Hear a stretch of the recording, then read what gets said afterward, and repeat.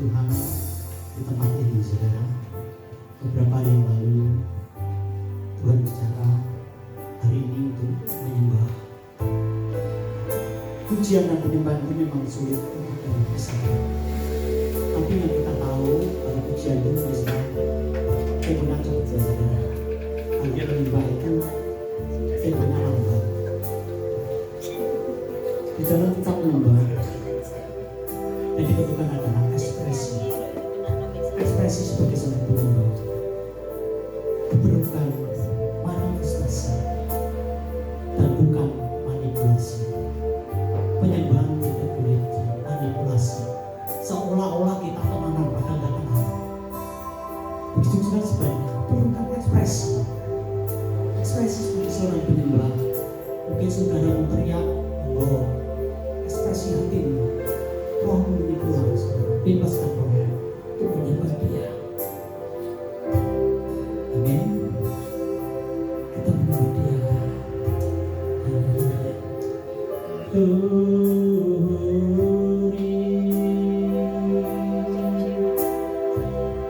Sebab Kau Tuhan Allah yang Maha Sempurna, kemuliaan-Mu mengatasi bumi, kebesaran-Mu Tuhan mengatasi langit. Sebab tata-Mu Tuhan memenuhi hati kami.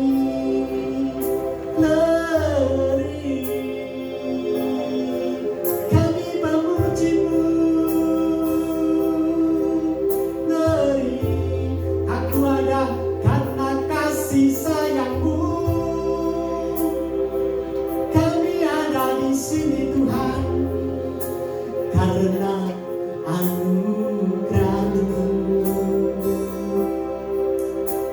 sebab Engkau Tuhan pencipta langit dan bumi,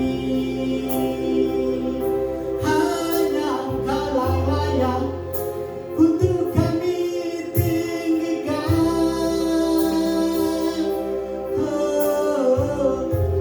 Hanya Engkau Tuhan yang layak kami puji. Yesus Tuhan, glory, haleluya.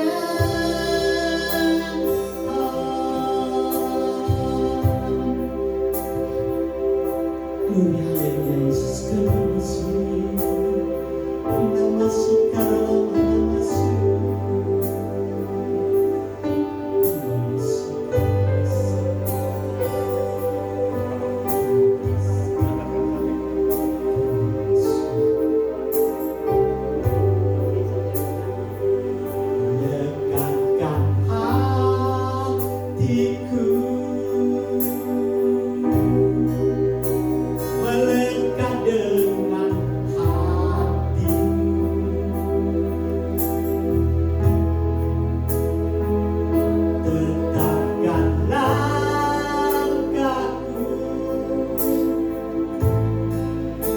sejalan dengan iman-Mu. Tepatkan semua yang ku buat seperti yang Bapa mau. Datanglah kerajaan-Mu, jadilah kehendak-Mu di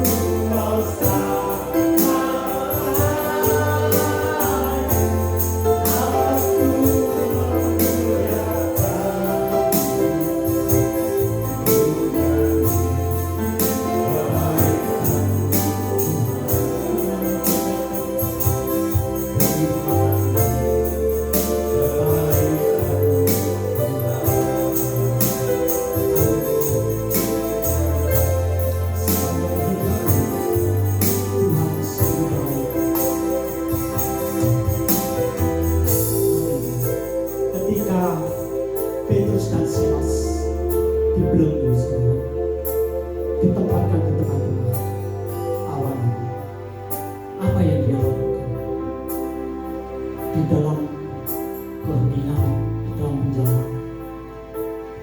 Silas memuji Tuhan, menyembah Tuhan. Dia berkata, Holy, Holy, Holy. Kudus, kuduslah Engkau Tuhan. Suci, suci, suci Engkau Tuhan. Petrus dan Silas menyanyi di dalam penjara, di dalam belenggu. Dan apa yang dilakukan oleh mereka yang ada di sekeliling para tawanan. Alkitab berkata, tawanan tidak hanya mendengar Petrus dan Silas memuji Tuhan, tetapi para tawanan itu mendengarkan Petrus dan Silas memuji Tuhan. Mungkin saat itu para tawanan sedang ngobrol sama temannya, atau mungkin sedang main gaple juga. Di saat Petrus dan Silas bernyanyi, yang mana? Dengarkan.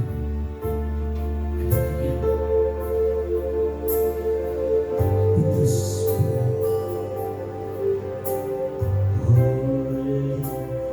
Holy, Holy, Tuhan Maha Kuasa, Dikau kami puji, berpati yang teduh.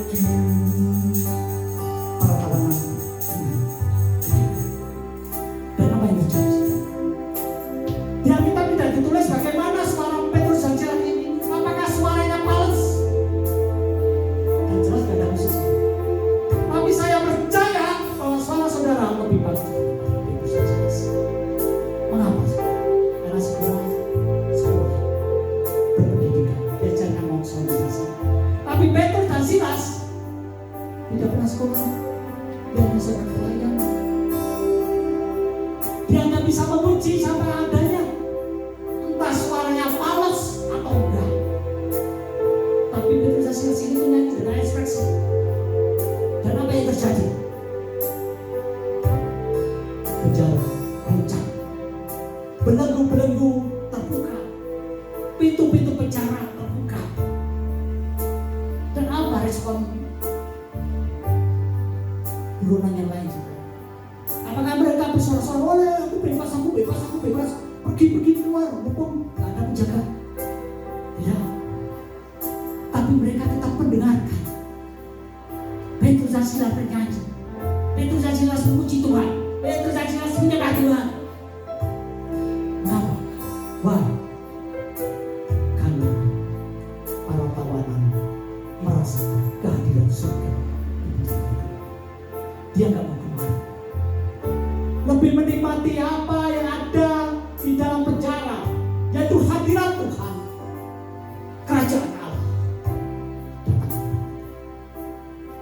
Hari ini juga, apapun belenggu saudara, belenggu kemiskinan, belenggu persisakan, belenggu apa saja, belenggu kesombongan, mungkin saudara berkata, oh Tuhan aku kesulitan ini itu melepaskan belenggu. Tapi di saat belenggu akan terlepas. Belenggu itu tidak akan tahan untuk mendengar saudara menyembah dengan ketulusan, dengan ekspresi, dengan manifestasi, dan dengan bukan dengan manipulasi. Sembah. Holy, suci, suci, Tuhan Maha Kuasa, Dikau kami puji, di bagian teduh, kados-kados Tuhan. Suci, suci, sucilah Engkau Tuhan.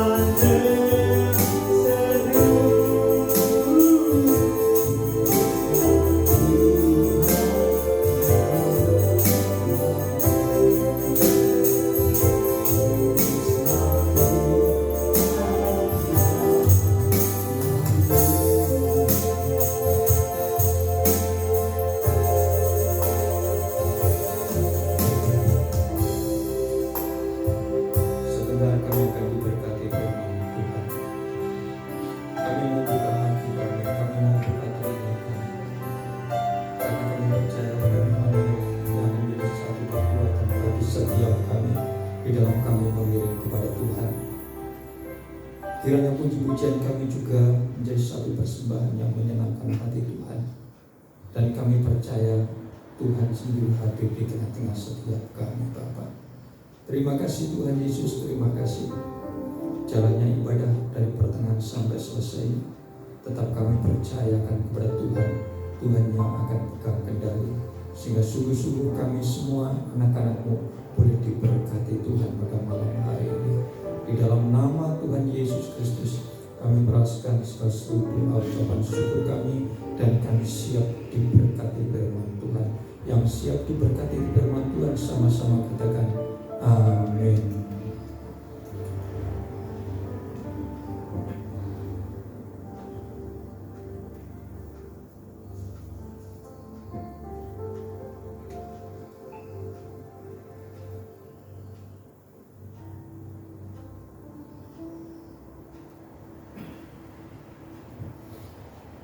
Salam saudara, puji nama Tuhan. Pada kesempatan malam hari ini kita bersyukur kepada Tuhan.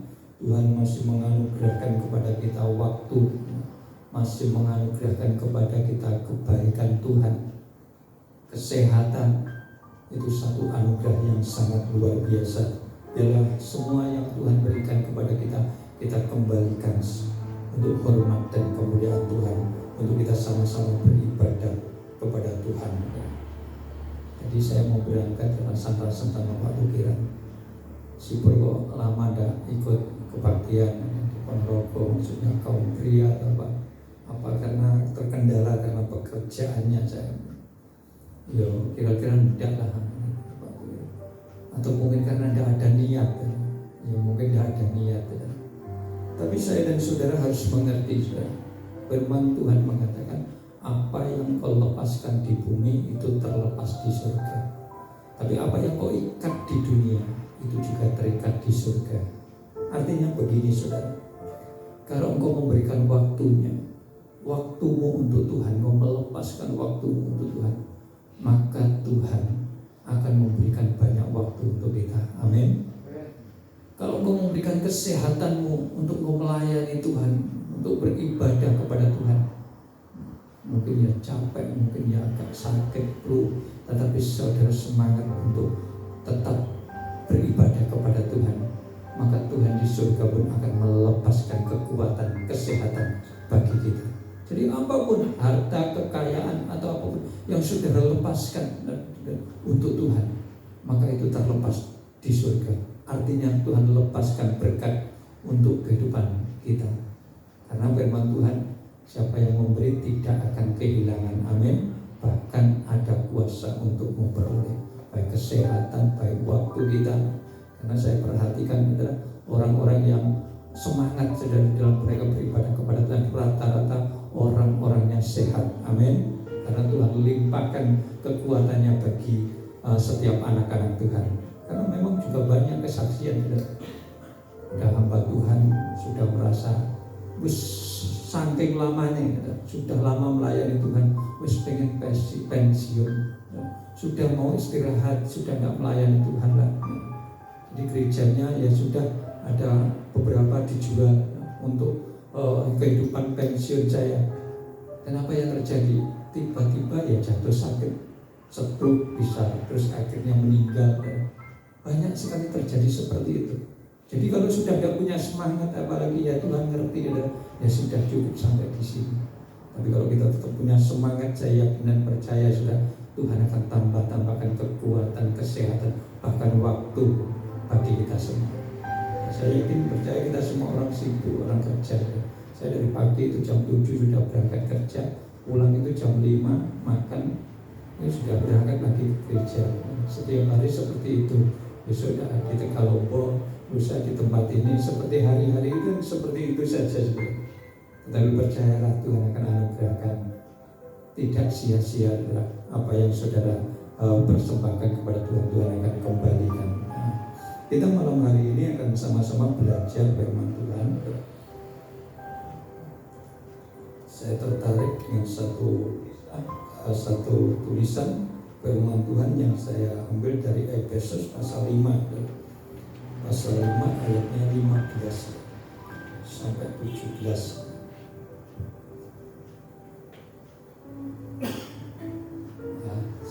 membacakan. Karena itu perhatikanlah. Kata perhatikan itu kata perintah. Perhatikanlah itu perintah.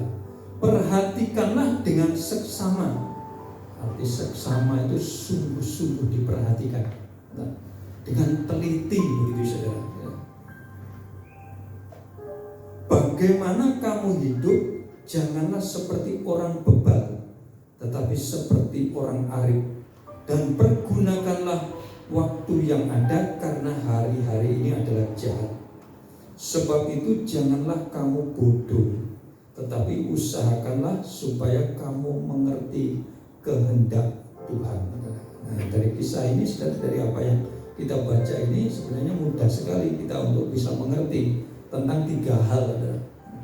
Dikatakan perhatikan, itu perintah kepada saya dan saudara malam hari ini. Kalau dulu sama jemaat di Efesus, tapi malam hari ini kepada kita semua. Yang pertama sudah dikatakan perhatikanlah bagaimana kamu hidup dengan sungguh-sungguh, dengan teliti. Hari ini kan terbalik, saudara. Orang tak memperhatikan hidupnya sendiri, tapi lebih condong memperhatikan hidup orang lain. Betul tidak, saudara? Dikatakan ada satu filosofi atau satu pepatah, balok di depan mata tidak kelihatan, semut di seberang lautan kelihatan. Artinya seringkali kita orang-orang atau saya dan saudara tanpa sadari kita memperhatikan orang lain itu lebih jeli, lebih seksama, saudara, tapi tidak pernah memperhatikan kehidupan kita sendiri. Tapi firman Tuhan malam hari ini mengajar kepada saya dan saudara, tidak usah kepo, tidak usah memperhatikan kehidupan orang lain, tapi perhatikanlah bagaimana kamu hidup. Saya memperhatikan hidup saya, gimana ya saya hidup saya. Apakah hari-hari saya jalani sama dengan orang-orang yang lain yang nggak kenal Tuhan, kan seperti itu. Ayo kita belajar. Dikatakan sedang, coba ayat yang ke-15 Mas.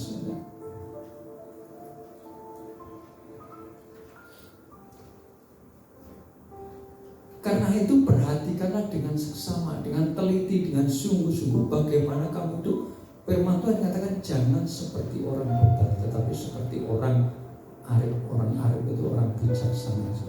Orang bebal itu orang yang sudah tidak bisa dinasihati lagi.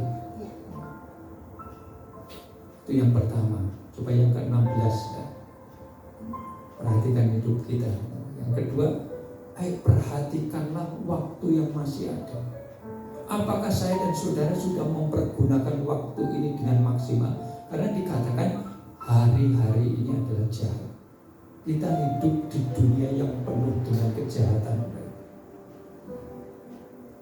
Contohnya saja, kalau saudara hidup di kampung, tetangga saudara kan baik-baik semua. Tapi rata-rata manusia itu, kedagingan itu, saudara, pasti ada sesuatu gimana kalau melihat tetangganya berhasil, cenderung tidak suka. Itu manusia. Tapi kalau ada orang menderita, dia bersuka cita. Itu manusia. Kadang memang kedagingan itu seperti itu. Orang-orang yang belum bisa mengalahkan kedagingan, rata-rata itu seperti itu. Justru kalau orang lain menderita, kita bahagia. Tapi kalau ada orang bahagia, kita yang menderita, itu yang terjadi. Makanya dikatakan memang hari-hari ini jahat. Yang kedua, perhatikan, pergunakan waktu yang ada. Saya dan saudara diberi waktu, saudara. Apakah sudah kita pakai waktu yang Tuhan anugerahkan bagi kita untuk kita pergunakan dengan baik? Kemarin saudara hari Sabtu, teman saya kerja, wah ya setiap hari sama saya, saudara. Ya bercanda, guyon, tidak pernah sakit, saudara.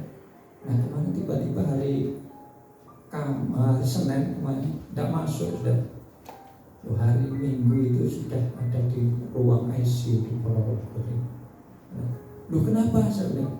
Istrinya beberapa tahun, 1 tahun yang lalu meninggal, tiba-tiba juga.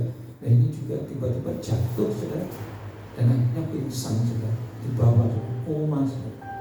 Dan akhirnya di sini tidak ngatasi, dibawa ke Pacu, saudara. ini ada penggumpalan darah kita. Ini sampai dokternya bingung, ini kalau jatuh saja tidak akan seperti ini kan begitu, kenapa kan begitu. Akhirnya operasi. Padahal sama-sama saya. Waktu yang dipakai sudah, apakah sudah maksimal? Nah, waktu-waktu yang Tuhan anugerahkan bagi kita, apa kita biarkan berlalu seperti itu saja? Kita sama, semua sama, tidak ada perbedaan. Dikasih waktu 24 jam satu hari, tapi ada yang mempergunakan berbeda-beda. Mungkin ada yang pakai nonton sinetron yang 12 jam, atau yang pakai tidur 8 jam. Itu dikembalikan kepada kita, apakah kita sudah mempergunakan waktu. Yang pertama tadi adalah perhatikan hidup kita, dua tadi pergunakan waktu kita. Saya tidak membahas yang dua ini, tapi yang saya akan bahas yang ketiga, ayat 17. Ayat 17. Sebab itu janganlah kamu bodoh, tetapi usahakanlah supaya kamu mengerti kehendak Allah. Perhatikan, jangan sampai saya dan saudara menjadi orang yang bodoh. Saya yakin dan percaya saudara, tidak ada di antara kita semua itu kita pengen bodoh, itu tidak ada. Pasti kalau kita punya anak kita sekolahkan, ya semua kita sekolahkan dari kecil supaya dididik, supaya kelak jadi anak yang pintar, yang pandai. Itu tujuan kita. Tetapi versi daripada bodoh menurut dunia dengan bodoh di hadapan Tuhan, atau pintar menurut dunia dan pintar menurut Tuhan, itu ternyata kalau saya pelajari itu sangat bertolak belakang. Nah, apa yang menjadi ukuran di mana kita didapati menjadi orang-orang yang pintar, orang-orang yang bijaksana, tidak menjadi orang-orang yang bodoh. Kalau dunia, saudara, saya yakin dan percaya dia pintar. Wah, sekolahnya selalu dapat ranking. Terus dia lulus dengan nilai terbaik, dia bisa juara, terus akhirnya dapat pekerjaan baik daripada ini karena dia pintar. Usahanya maju karena orangnya pintar. Wah, ini kekayaannya banyak karena orangnya pintar. Itu kan ukuran dunia itu seperti itu, dan itu memang tidak salah, saudara. Bukan satu kesalahan, saudara. Tetapi berbeda sekali, saudara, dengan apa yang dikatakan oleh Tuhan, saudara. Dikatakan sebab itu janganlah kamu bodoh. Artinya harus saya dan saudara bisa menangkap itu. Tetapi usahakan supaya kamu mengerti kehendak Allah. Nah, saya dapati di sini, saudara, yang pertama, saudara, orang yang bodoh itu orang yang gimana tuh menurut Tuhan? Dikatakan orang yang bodoh itu yang pertama adalah orang yang tidak sabar menunggu waktunya Tuhan. 1 Samuel, coba Mas dibuka di pasal 13 ayat 13 sampai 14. Jadi orang yang bodoh di hadapan Tuhan itu adalah orang yang tidak sabar menunggu waktunya Tuhan. Kata Samuel kepada Saul, nabi Tuhan, perbuatanmu itu bodoh. Engkau tidak mengikuti perintah Tuhan Allahmu yang diperintahkannya kepadamu, sebab sedianya Tuhan mengokohkan kerajaanmu atas orang Israel untuk selama-lamanya. Lanjut ayat 14. Tetapi sekarang kerajaanmu tidak akan tetap. Tuhan telah memilih seorang yang berkenan di hatinya, dan Tuhan telah menunjuk dia menjadi raja atas umatnya, karena engkau tidak mengikuti apa yang diperintahkan Tuhan kepadamu.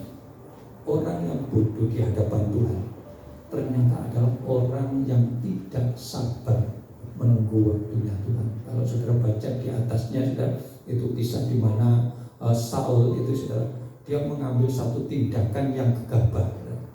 Waktu dia menghadapi perang dengan Filistin, musuhnya begitu dekat, rakyat sudah berteriak-teriak, sudah kocar-kacir, dia melayu, dia lari. Nah, Saul kebiasaan dari bangsa Israel itu, maka Nabi itu memimpin mempersembahkan korban bakaran kepada Tuhan sebagai bentuk persembahan untuk menyenangkan hati Tuhan, sehingga Tuhan berkenan dan memberi kemenangan bagi bangsa Israel. Nah, saat itu Nabi Tuhan yaitu Samuel belum datang. Saat itu maka Saul, walaupun dia seorang raja, Tidak boleh menggantikan, mengambil alih tugas yang seharusnya dikerjakan oleh Nabi Tuhan. Maka dia datang mengambil alih, memimpin, mempersembahkan korban bakaran kepada Tuhan. Dan baru saja korban bakaran itu dipersembahkan, itu Samuel datang. Dan Samuel tadi mengatakan, engkau bodoh karena engkau melanggar. Sebenarnya sebentar lagi saudara, ini Nabi Tuhan pasti datang. Tetapi karena keadaan, karena situasi, maka dia melakukan sesuatu yang salah. Nah, ini satu pelajaran bagi saya dan saudara. Ternyata orang bodoh itu orang yang tidak sabar menunggu waktunya Tuhan. Ayo belajar sungguh menunggu waktunya Tuhan. Artinya begini, kan seringkali saya dan saudara menghadapi masalah, persoalan, keadaan yang sulit. Karena keadaan yang sulit, keadaan situasi yang dimana rasanya sudah tidak kuat lagi, iblis tawarkan jalan pintas. Mungkin toko kita sepi beberapa hari ini, terusan sepi seperti ini. Ini malah modal mau kemakan, ini gimana sudah? Nggak tahan, sementara tetangga toko sebelah kok ramai terus. Ada tawaran, ayo cari orang pintar, pergi ke dukun ke sana. Nah, akhirnya kita ambil jalan pintas, tidak sabar nunggu waktunya Tuhan. Karena waktu saya, waktu saudara dengan waktunya Tuhan itu berbeda. Tapi kita mau belajar percaya bahwa waktu Tuhan itu adalah waktu yang terbaik. Amin. Jadi orang yang bodoh itu yang pertama adalah orang yang tidak sabar menunggu waktunya Tuhan. Ayo diperhatikan, apakah saya dan saudara menjadi pribadi yang sabar nunggu waktunya Tuhan, tetap setia beribadah kepada Tuhan. Walaupun seringkali kita melihat jawaban Tuhan terlalu jauh, seperti tidak ada tanda-tandanya, tapi percaya, kalau engkau setia menunggu waktunya Tuhan, pada saat dan waktunya Tuhan, semua akan diberikan kepada kita. Amin. Nah, seperti waktu Tuhan Yesus menghadapi situasi di mana saat dia berpuasa, iblis datang, jadikan batu ini jadi roti. Tuhan bisa nggak? Sanggup. Dia Allah yang berkuasa untuk jadi roti, batu jadi roti, gampang saudara. Tapi Tuhan tidak mau melakukan. Iblis pengennya instan. Iblis banyak seringkali kita menghadapi sesuatu yang instan, yang di luar daripada Tuhan. Tetap jangan engkau tergoda. Karena kalau engkau tergoda, engkau adalah orang yang bodoh di hadapan Tuhan. Makanya Saul, Tuhan katakan, engkau kutolak menjadi raja, dan aku sudah memilih orang lain untuk menggantikan. Jadi ketika kita tidak sabar gigi mongso, maka yang terjadi bukan sesuatu yang baik, tetapi adalah kegagalan. Itu contoh orang-orang yang gagal, adalah orang-orang yang tidak sabar menunggu waktunya Tuhan. Yang kedua, saudara, orang bodoh itu di hadapan Tuhan itu gimana, saudara? Adalah orang yang cepat naik darah, atau artinya mudah marah. Coba kita buka, kita belajar pelan-pelan di dalam Amsal, saudara.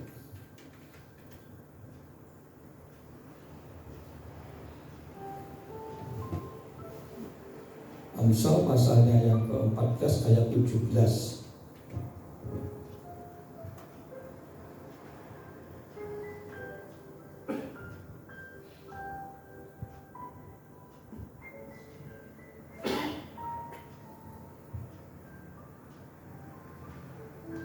Ya, sudah menemukan? Kita baca sudah.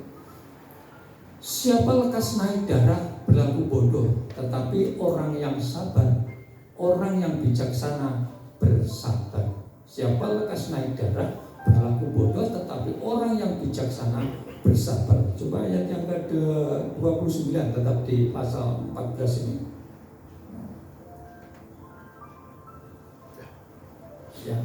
Sebab tidak pernah orang membenci tubuhnya. Bukan ini, bukan Efesus, di Amsal tadi. Amsal pasal 14 ayatnya.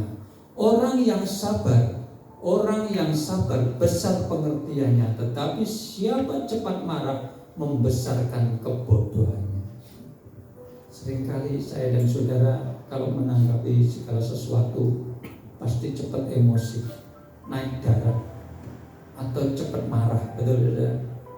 Tidak boleh saudara. Ini tanda-tandanya orang bodoh itu seperti itu. Ya memang wajar saudara. Saya sendiri juga seringkali mengalami seperti halnya itu saudara. Mudah emosi dan mudah marah seperti itu saudara. Kemarin hari Minggu saudara, saya ngajak hubung Bapak Brai hari Pahing nanti kita ibadah pagi ya. Nah setelah pagi nanti ya sekali-kali dolan ke tempat tadi, nanti diajak kemana gitu. Tapi bilang, wah nanti sore saja, nah, ibadahnya kan nanti sore ada latihan ya wes.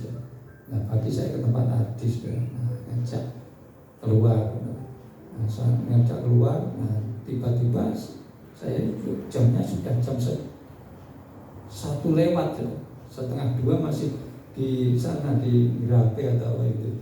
Nah ini mainan akhir Pak. Ini sudah jamnya ya, mulek saja sudah. Nah ini sudah marah sudah. Perasaan sudah marah, ayo pulang dia. Agak cepat naik mobil ya, cepat.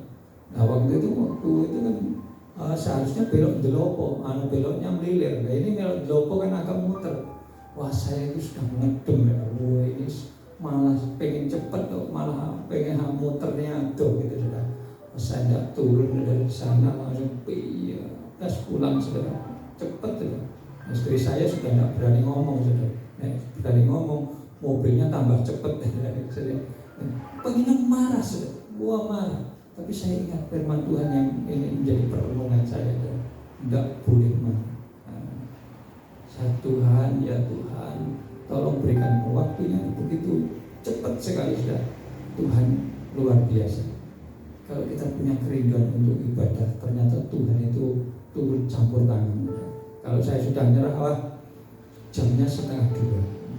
Sudah dirapi perjalanan ke tempat tadi 1 jam, tempat saya tinggal pas nanti kalau ini 3:30 saya sudah nggak bisa berangkat. Kalau saya memilih sudah wes pelan-pelan tetap dibanter-banternya ya tetap orang iso ning gereja. Tapi saya berdoa, Tuhan, saya mau ke gereja. Beri Tuhan waktu. Biasanya saya tempat rumah itu 1 jam tempat tadi itu. Sana Grape itu ya 45 menit gitu. Tapi hari itu tiba-tiba sudah wah pokoknya semangat, ngedem marah ini dan Tuhan kuatkan, Tuhan berdoa terus Tuhan beri waktu. Dan sampai di rumah itu masih bisa 2:30 sudah. 2:30 berangkat ke gereja jam 3:45. Di sini masih banyak yang kosong sudah. Saya baru menyadari di sini.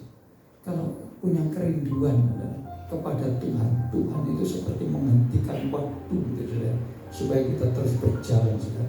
Memang aneh sudah, tidak ketemu saya itu. Saya seringkali seperti itu. Dulu waktu gereja Semoroto saya melayani itu, sambil kerja seperti saat ini, wah kan kulinernya banyak. Nanti melayani, sudah deg-degan, wah sudah jam 2 sepertinya tidak nuntut. Tapi berserah kepada Tuhan. Tapi saya mau, tidak mau nyerah. Dan Tuhan luar biasa, tepat pada waktunya bisa. Nah itu sudah hal-hal banyak, segala sesuatu yang seringkali terjadi di dalam kehidupan kita yang memicu untuk kita menjadi pemarah. Tetapi firman Tuhan mengatakan, kalau engkau mudah marah, engkau sedikit-sedikit marah, engkau adalah orang yang bodoh. Pengkhotbah coba di ayat yang pasal 7 ayat 9. Pengkhotbah ayatnya 7, pasal 7 ayat 9. Orang yang cepat marah itu banyak menimbulkan keresahan, perpecahan. Janganlah lekas-lekas marah dalam hati, karena amarah menetap dalam dada orang yang bodoh. Jadi kalau kita sedikit-sedikit marah sudah, kita akan menimbulkan banyak masalah, banyak persoalan. Sebenarnya banyak sekali sudah, ketika di dalam Mazmur, di dalam Amsal itu, ketika kita marah itu sebenarnya kita mengalami banyak kerugian. Contohnya begini, saudara. Musa itu pemimpin bangsa Israel yang luar biasa. Dia gagal masuk tanah Kanaan, saudara. Walaupun secara jasmani, ya, jasmaninya tidak bisa masuk tanah Kanaan, saudara. Tetapi secara rohani, saya yakin rohnya bisa masuk tanah Kanaan. Nah, dia tidak bisa masuk tanah Kanaan bukan karena dia berzina atau berdosa, tapi karena dia marah.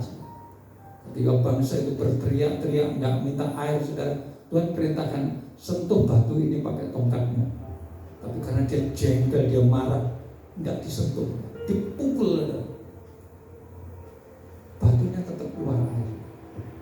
Tetapi di hadapan Tuhan, engkau marah dan engkau bodoh, maka engkau tidak bisa masuk tanah Kanaan.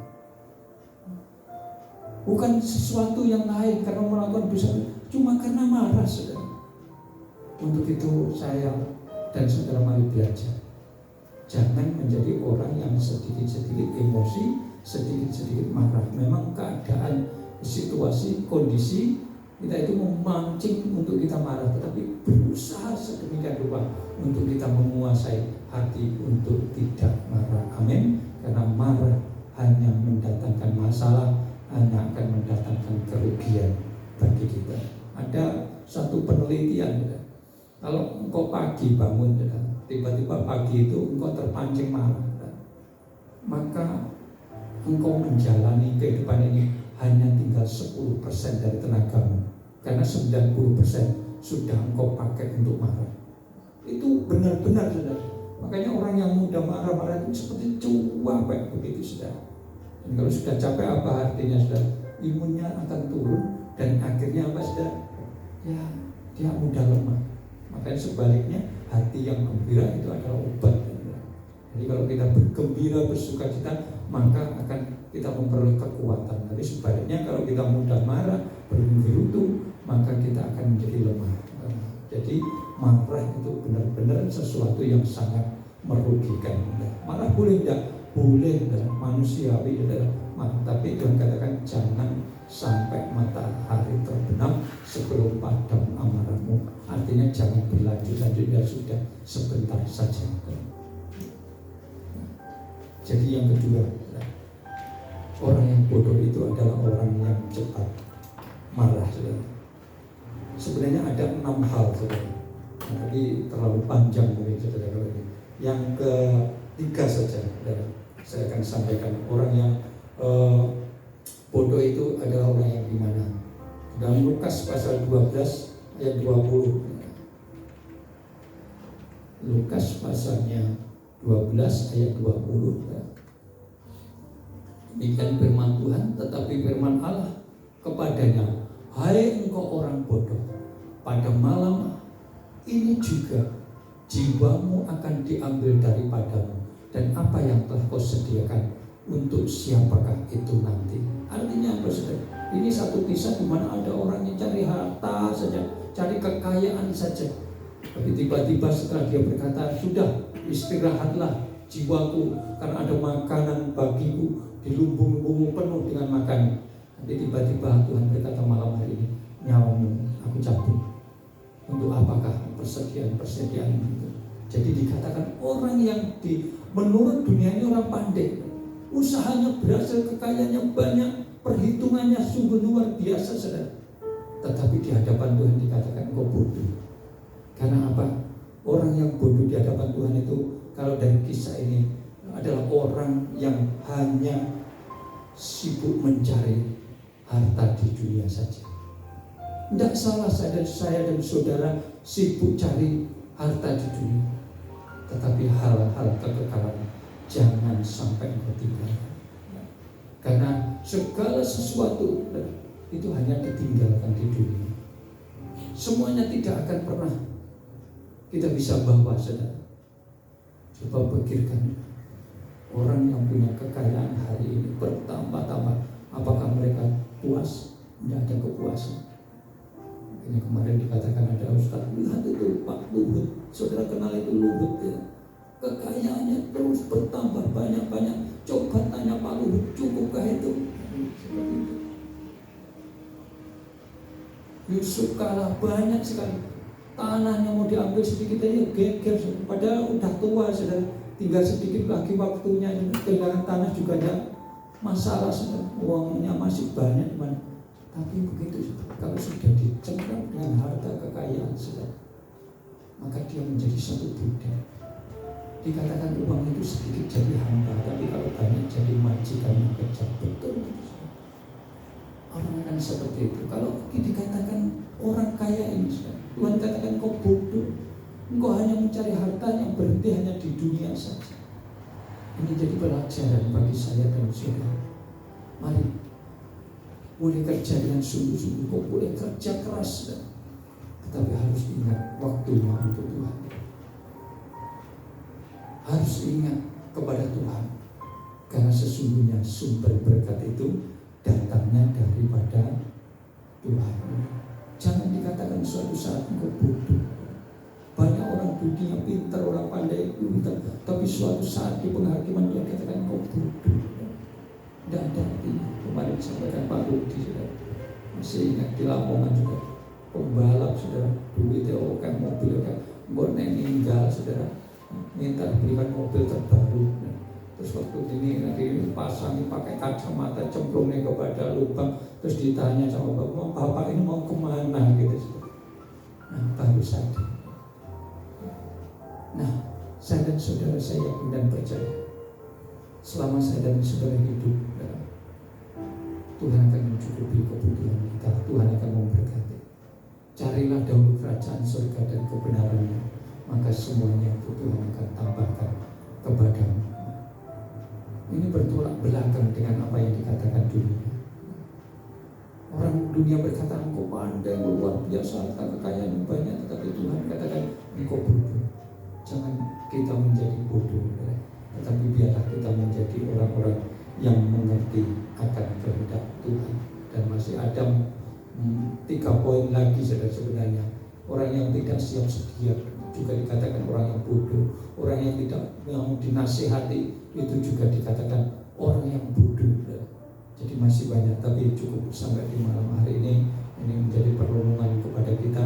Jadi yang pertama, orang yang bodoh itu adalah orang yang tidak sabar menunggu waktunya Tuhan. Orang yang bodoh itu adalah orang yang tidak sedikit marah, mudah marah. Itu adalah orang yang bodoh. Dan orang yang bodoh adalah orang yang hanya mencari harta kekayaan di dunia saja. Mari, kita tidak tahu kapan Tuhan panggil kita. Mungkin bisa lusa, mungkin tahun depan, mungkin 10 tahun depan. Tapi mari belajar. Kita pergunakan waktu kita. Perhatikan dengan seksama bagaimana saya hidup. Saya ngajak L ini, saudara, setiap kali ibadah, saudara, saya bonceng ini, saya ajak. Karena saya yakin pada suatu saat dia akan ingat. Karena saya itu punya orang tua bapak saya. Saya cuma ingat, saudara, belum begitu ingat. Yang mungkin umur saya masih itu 9 tahun atau 7 tahun. 7 tahun berapa. Saya cuma masih ingat itu, saya pernah diajak naik sepeda itu ditaruh di depan. Ada sepeda laki itu kan ditaruh di depan sini, nonton apa itu ada pawai PDI atau ruang itu ajak nonton itu tuh yang saya ingat kenangan sama bapak saya, saudara. Jadi cuma itu, enggak, lainnya sudah tidak ingat apa-apa, saudara. Jadi mungkin saya di depan, terus di belakangnya bapak saya ada 2 adik-adik saya atau kakak saya lupa, saudara. Tapi itu yang saya ingat. Untuk itu mari kita mau belajar, anak-anak kita bawa, karena suatu saat anak-anak kita yang akan ingat kenangan-kenangan bersama orang tuanya. Kalau kita bawa ke gereja, kita bawa pelayanan, suatu saat akan ingat, aku dulu pernah pelayanan sama bapak saya pernah diajak ke sini, diajak ke sini. Dan itu suatu saat akan menjadi satu hal yang dimana akan membuat dia semangat juga untuk melayani Tuhan. Mari kita orang-orang tua, bapak-bapak kita menjadi satu teladan bagi setiap anak-anak kita. Jadi intinya, saudara, mari perhatikan dengan seksama bagaimana hidup, bagaimana kita hidup. Jangan jadi orang sebel bebal, tetapi orang yang arif. Pergunakan waktu yang ada, yang Tuhan berikan kepada kita, karena waktu itu akan hilang. Engkau pakai, entah kau pakai, waktu itu akan berlalu. Jadi mari mau Kita sungguh-sungguh di dalam Tuhan. Dan yang terakhir, jangan jadi orang yang bodoh, tetapi orang yang mengerti akan kehendak Tuhan. Kita tunduk kepala kita berdoa. Haleluya. Terima kasih Bapak. Kita maju ke depan untuk berdoa untuk firman Tuhan.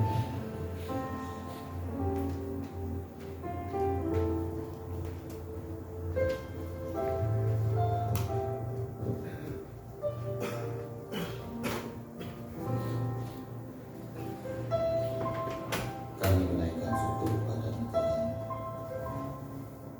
bila mana ada kesempatan firman bahwa hari-hari yang kami lalui adalah hari-hari di mana menentukan hidup kami untuk ke depan, agar jangan sampai kami terlena, kami lena, sehingga kami menggunakan waktu-waktu yang ada ini, waktu yang kami pergunakan untuk kesia-siaan karena kebodohan kami. Tapi biarlah Tuhan lewat kebenaran firman Tuhan hari ini yang menguatkan kami, menentukan kami, mengukur kami, agar supaya kami pergunakan waktu-waktu yang ada ini dengan bijaksana. Karena kami tahu Tuhan, ketika kami mempergunakan waktu-waktu kami dengan bijaksana, Tuhan senantiasa berkarya di dalam kehidupan kami. Oleh sebab itu Tuhan, menerangkan kebenaran firman dalam hati kami, dan kami siap untuk menyimpan dan melakukan dalam kehidupan kami sehari-hari. Kami berdoa Tuhan untuk hamba-Mu yang telah menyampaikan kebenaran firman-Mu. Biarlah Tuhan semakin hari semakin memberikan hikmat yang dari Tuhan, sehingga apa yang dilakukan dan dikerjakan hamba-Mu dimanapun berada, biarlah hamba-Mu menjadi saksi dan terang Kristus. Oleh sebab itu Tuhan, kiranya Tuhan Kau mampukan, Kau teguhkan di dalam pelayanannya dan pekerjaannya Tuhan. Terima kasih Bapa, terima kasih. Inilah seruan doa permohonan kami. Kami beralaskan hanya di dalam nama Tuhan Yesus Kristus. Amin. Haleluya. Terima kasih atas firman yang telah disampaikan. Mari kita akan memberikan persembahan. Kita akan berdoa bersama, kita angkat persembahan kita. Terima kasih Tuhan Yesus atas segala anugerah-Mu. Kalau Engkau telah memulai, Engkau juga akan mengakhiri Tuhan. Kami bersyukur pada hari ini kami akan memberi persembahan untuk perkembangan, kemajuan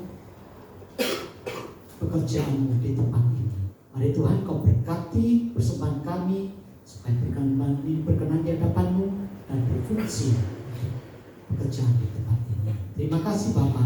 Di dalam nama Tuhan Yesus kami bersyukur. Haleluya. Amin. Haleluya. Bersyukur. Tuhan Yesus baik. Tuhan Yesus baik. Tuhan Yesus baik. Tuhan Yesus baik. Tuhan Yesus baik. Tuhan Yesus baik.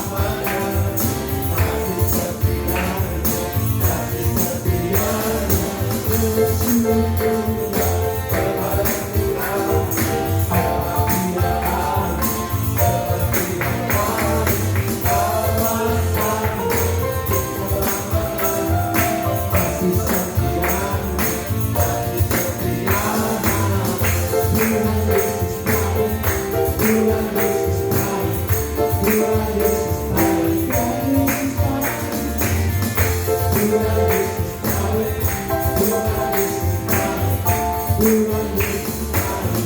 Haleluya, Tuhan Yesus baik. Amin. Waktu dan tempat saya serahkan ke Tuhan. Amin.